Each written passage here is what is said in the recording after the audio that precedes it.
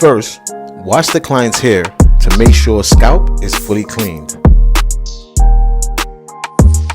You can cut some of the top, but make sure you don't cut too much.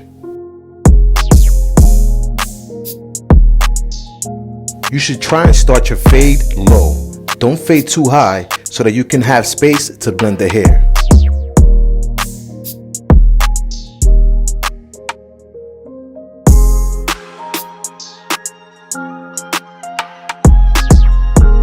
To find the front line, apply 4 fingers from the client's eyebrow.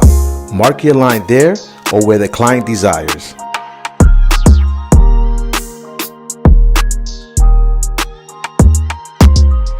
Apply 1 layer of Royal Crown Scalp Protector.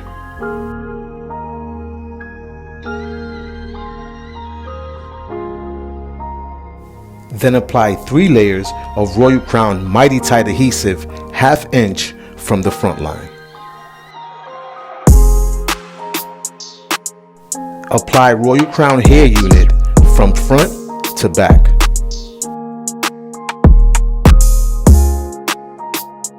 Cut off any extra hair that overlaps, complete the desired hairstyle, then you're done.